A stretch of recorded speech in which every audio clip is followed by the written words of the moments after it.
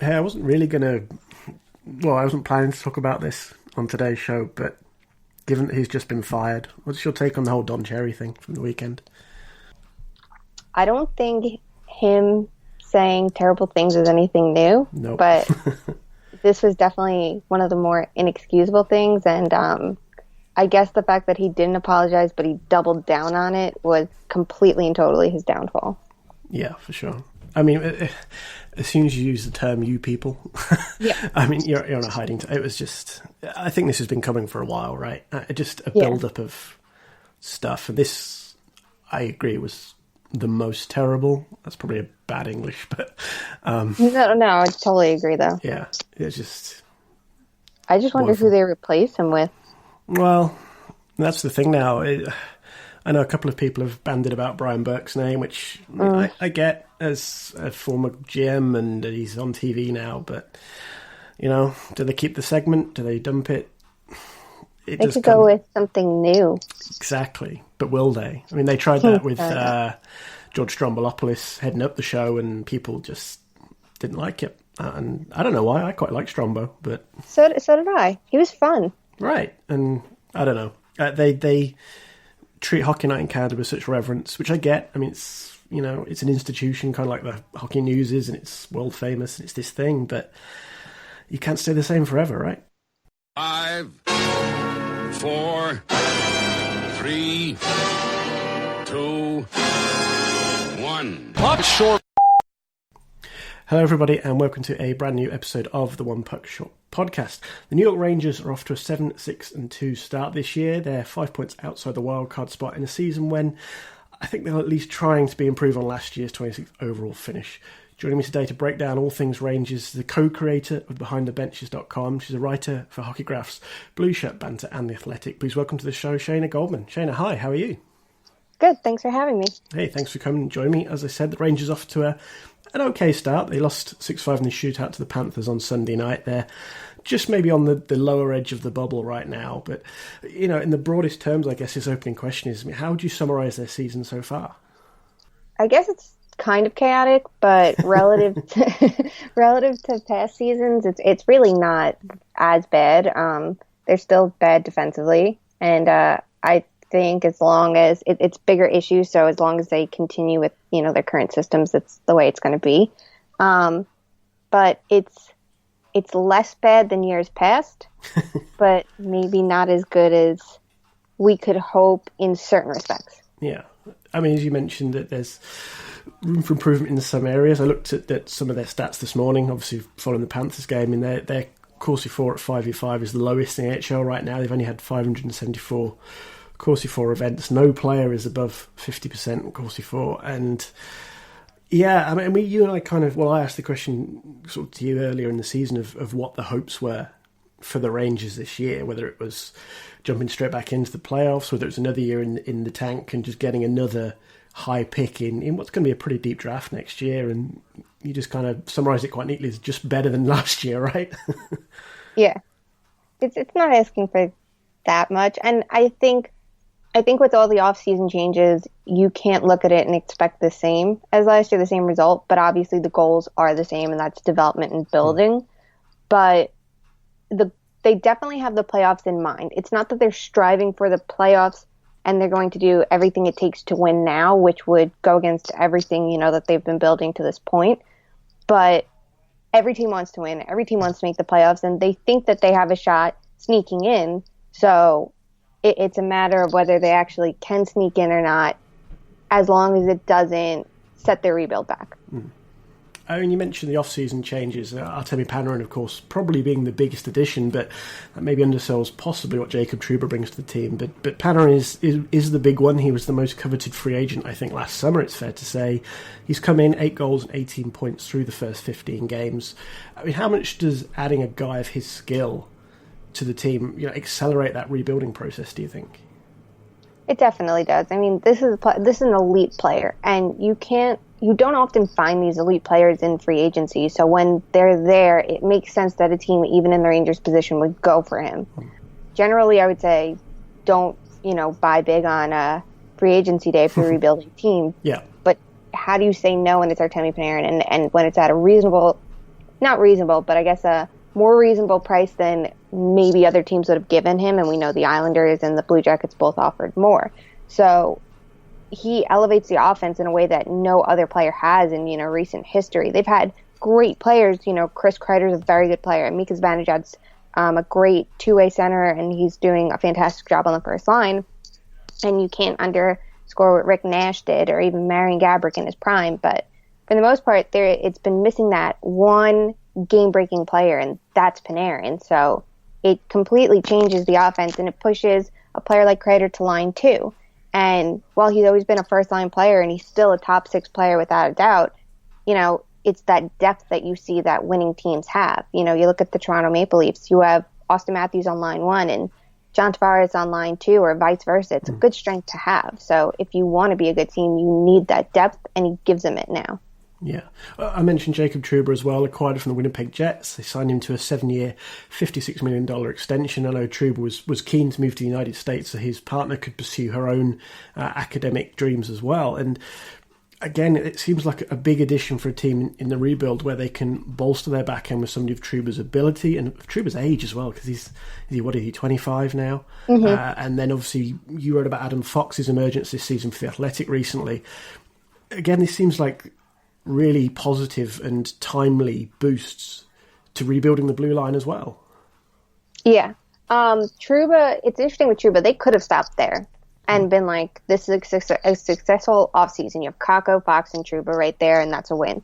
And I don't think anyone would have blamed them if they stopped there.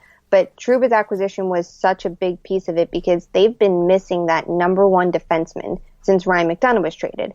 And even before that, they had McDonagh, but they were lacking the depth around him for years. For as much as you had Mark Stoll in his prime before the injuries really forced his game to decline, and Dan Girardi really struggled once Alain Vigneault's system came in because he couldn't keep up with it, and also injuries, wore him down as well. Or Anton Stralman was here. After that, the blue line the systems hurt it and the personnel hurt around McDonagh. So to find that number one defenseman in Trouba was definitely an encouraging sign for what's to come of the blue line, and it's even more encouraging the fact that he's 25 years old.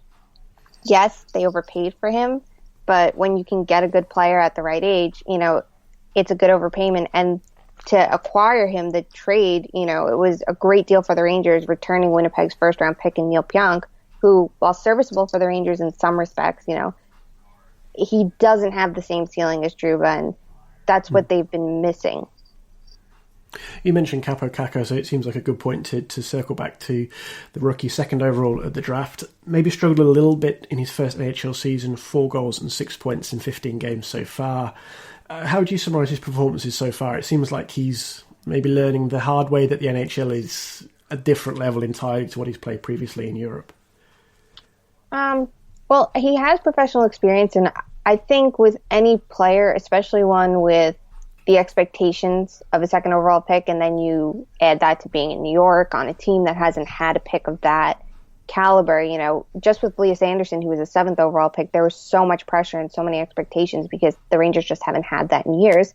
So Kakko, it's so much more. But I think part of it was the pressure.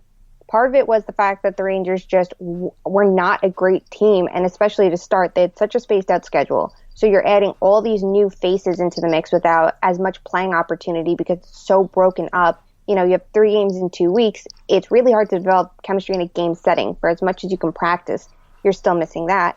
And another aspect of it was who he was playing with, which was interesting. He was set with Chris Kreider originally, and it was going to be Philip Hedl, Kreider, and Kakko, and then Hedl didn't make the team to start. And the 2 of them just didn't mesh together. And it might have just been 2 similar playing styles, but it really dragged down both of their games. And once he's moved away from that at even strength, and Kreider's moved alongside Philip Hedl, who's now up with Buchnevich, so he has playmakers on his line, it's a much different dynamic. Kakko's still on the third line, and he's performing better. And maybe it is just a matter of acclimating to the NHL and getting more comfortable, getting, a little less pressure off him by scoring, or getting used to the team, or finding players that are better suited for him. And a lot of his production now, it's coming off the power play is when you really see him at his best. So maybe that's what pushes the Rangers to put him on the first line, especially when Zibanejad returns with Panarin instead of the third line, because he's already clicking with those players on the power play. So now, it can translate to even strength a little bit. You mentioned obviously Zibanejad out of the lineup at the moment. Has that maybe been a slight problem as well, in that the Rangers had to juggle their lines slightly to make up for his absence? Yes and no. Ryan Strome has stepped up in a way that I definitely didn't anticipate. And I know he's a player that a lot of people are hard on because he had a super high shooting percentage that didn't seem sustainable. And even this year, it doesn't. But when you put him with a player like Artemi Panarin, who can do all the heavy lifting and then just needs a shooter in Strome, it definitely can work. And it's helped balance the top six, having Strome and then Hedl below him, because that's what was missing. Even with Zibanejad, that second line center, there was definitely a hole there. And so now that there's more balance with Hedl on the second line and the second line clicking, it's a little less stress on the first line to do all the scoring. But even still, Strome stepped up in a way and has been really strong there, that if they decided to shift him to wing, it wouldn't be entirely surprising to keep him on the first line once Zibanejad returns. But on the other hand, once Zibanejad does return and Strome can move, maybe it's to the third line to put Kakko on the first line, it gives the forwards much more depth than what they've had. And the third line in particular has had their struggles, especially in their own zone. And I know Strome is a player the coaches trust in every situation. So maybe him moving down, not as a demotion, but just for lineup balance, gives them something else, because Zibanejad's coming in. He's going to be the first line center once he returns. That's his role, and it's where he belongs. So it's hurt without him, but they found their stride and managed without him. Yeah, I mean, as you mentioned, Strome's had a really surprisingly good start to the year. I hadn't quite realised again until doing my show notes today. He's 5 goals and 16 points in 15 games played. And he's a pending restricted free agent. He earns $3.1 million this season. Given the year he's had, and he's only 26, is he going to be somebody that the Rangers are going to look to keep around for the longer term, do you think, now? That's the question. And I think this might be one of the harder decisions they have, because obviously cap space is going to be an issue next year, especially with the cap hit that's going to come from Kevin Shattenkirk's buyout. It's going to be $6 million of dead cap space to juggle with all of it. And this is where the decision is going to have to come in. And it might come down to Kreider or Strome, because they might not be able to afford both. And rightfully so, if they want younger players to come into the lineup. You can't have it all be veterans. You need that mix. And they're in leading roles. You can't just have prospects come in and only play on the third and fourth line. So the problem with it is they don't know whether this is the Ryan Strome that they're truly going to get moving forward. And what are the chances it is, as a player, is 26, 27, 28, 29, that they're keeping this up. It's possible this is just a resurgence for him. And, comparable could be Josh Bailey of the New York Islanders, who had a great season and then, some down years before really hitting his stride again. Yeah. But there's also the risk of him peaking and them keeping him around and not selling high. And obviously when you sell high, there's a risk that the return won't equal what you just lost, but you also avoid the risk of keeping a player and being stuck with them. Yeah. So if he plays at this level, I won't be surprised if they try to keep him around, because he's a player the coaches really lean on. And he's performing well. Like, there's no question about it. So it's just a matter of whether this is sustainable. And we asked the question last year, but it's still worth asking again and seeing what happens moving forward, because it's going to be tough to keep both him and Kreider. And maybe they already have their mind made up about one and not the other. Maybe, it depends on how it develops moving forward. But that it might be one of the bigger decisions for them, just because there's no way to tell if this is the player that they're going to have for the next few years if they lock him up. Yeah, and I guess maybe it plays into their mind a touch. This is his third club. He was with the Islanders, obviously, previously, so they would have seen a reasonable amount of him during his early career in sort of the battle for New York games, and he was traded to Edmonton, then came to the Rangers.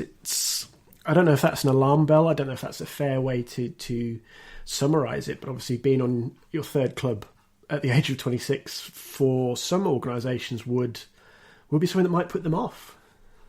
Yeah, it could, but it could also be looked at too with Edmonton in particular, like the lack of forward depth that they have. So if you're not playing with McDavid, it's more reasonable to expect him to struggle, and it could just be, he's better fitting in this system than another.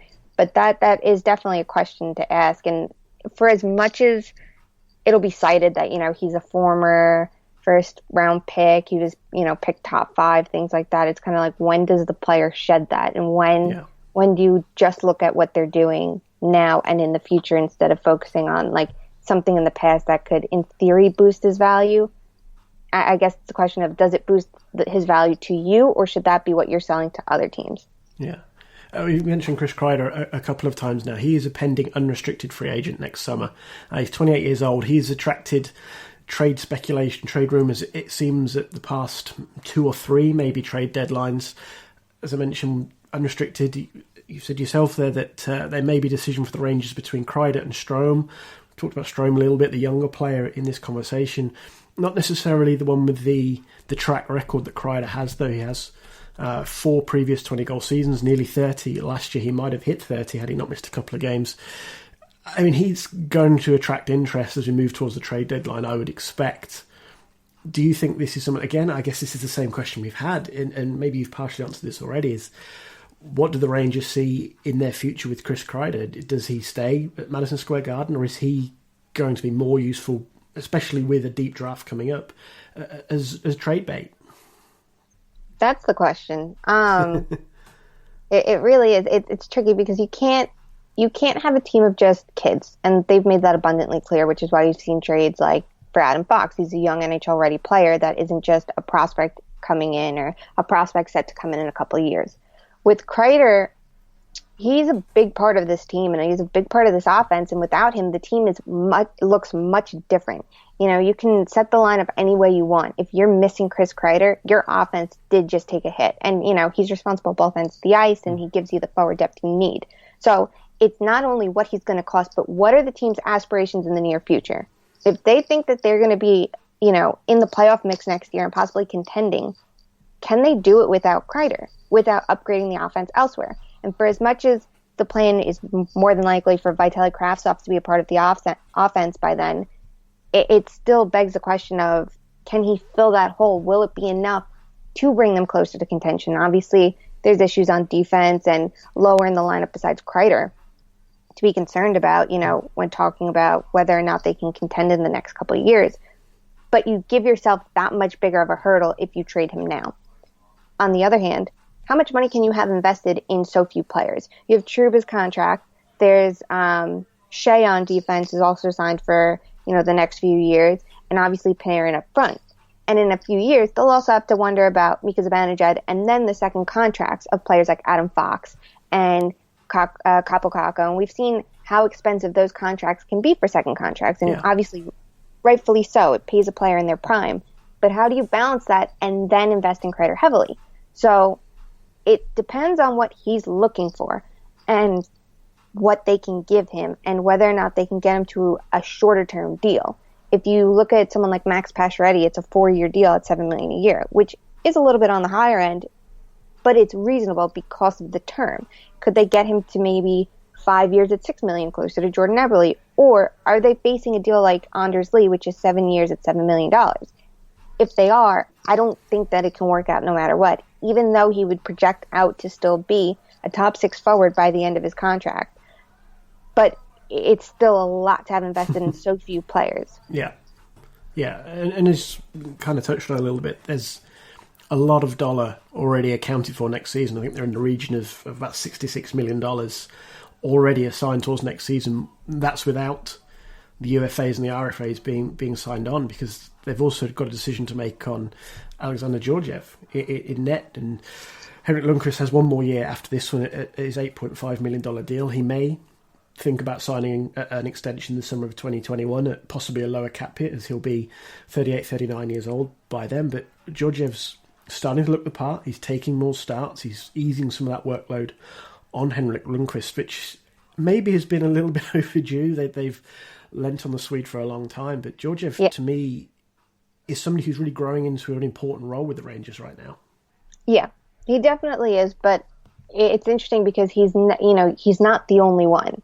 Now there's Igor Shesterkin. He's doing so well at the AHL level. How long can they keep him there too? And he's the player that, has been projected to be the next Henrik Lundqvist for. I'm sorry, that sets expectations too high. But the next starter for the Rangers, it's unreasonable. You don't want to compare him off the bat, but he was, the heir to the throne. It's been talked about for so long. So he's meeting expectations or exceeding them right now in his first North American season. So what do you do then? You don't want to create a system where you have 3 goalies. And obviously Lundqvist is here to stay. I know so many will cite his cap hit as a problem when really it's the contracts around his cap hit that have been the problem. When you look at what he's done, they knew what they were getting into signing him to that contract. And there's no question it was the right move in my mind. But you have, the situation where you're going to have another goaltender who's very good. And they've used that to their benefit before with Cam Talbot, with Antti Raanta. And with a goaltending coach like Benoit Allaire, you could bring in most backups and, they'll be more than serviceable after working with him. Yeah. So there's less concern if they trade him what happens next.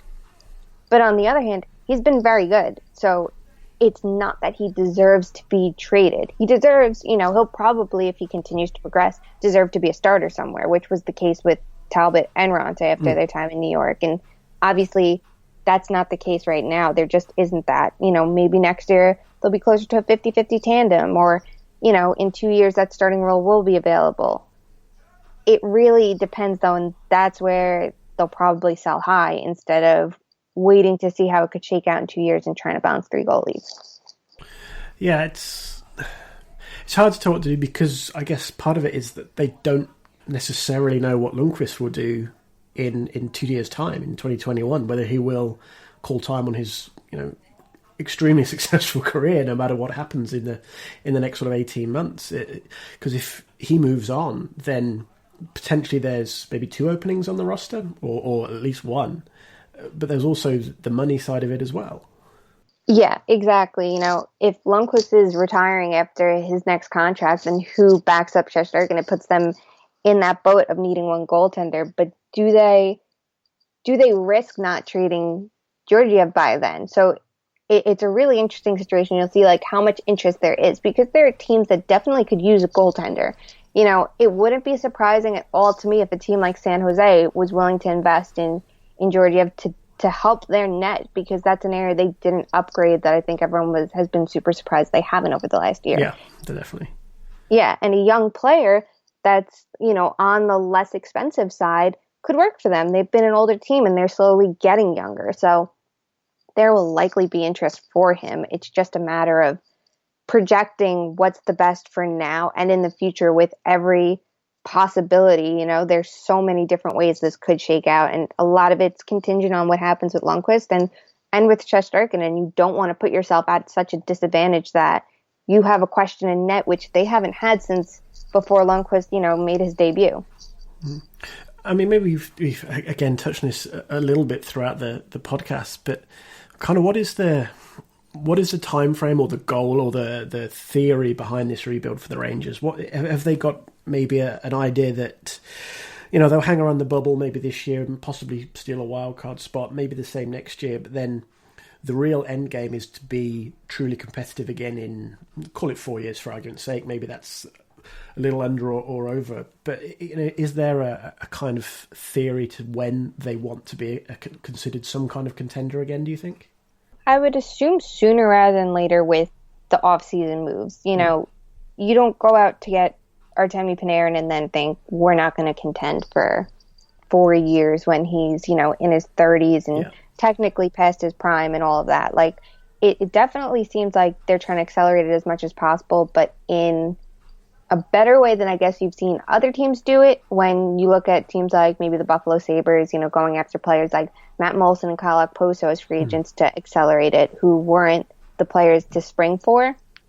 But it's definitely going to be tough to get to that point that they're ready to, let's say, next year, while you still have players on their entry-level contracts like Hedl, Kakko, and Fox, and you still have Zibanejad on his team-friendly contract, and you have Lundqvist for next year too, and a backup goaltender who will still be on a lesser contract, whether it's Georgiev or Shesterkin, they have some pieces, but it's just not enough. It doesn't look like it's going to be enough for next year, especially if they trade Kreider. But do they sacrifice the cap space just to go, to spring for it next year? It's such a tough question for them to consider. But it's also a matter of balancing it. You want to maximize your team while you can balance your salary cap, and that's going to become a problem, really soon, I would say. As much as contracts are going to come off the board, from Mark Stahl to Brendan Smith, you have so many more that'll be adding up. But it just seems like there's going to need to be that much development. Every player is going to have to exceed what they were expected to do and expected to reach in the next few years, in order to be ready sooner. And you're going to need more pieces still. Getting players like Trouba and Panarin would seem like the moves to do right before you're ready to contend, in the last year of the rebuild. But they were, it makes sense why they sprung for them now, because they were available at the time at reasonable cost. So it's really tricky finding out like when they're going to be ready, because it just doesn't seem like next year is plausible. But then there's so many question marks for the following year. Yeah. Shayna, on that note, we'll wrap things up. Thank you very much for joining me today. Where can people find you online? I'm on Twitter. It's at Hey Shay with 3 Y's on each. And I'll have stories on the Rangers, Islanders, and fantasy hockey on The Athletic, and some new things coming to Behind the Benches soon. Awesome. Shayna, thank you so much for your time today. Thanks for having me.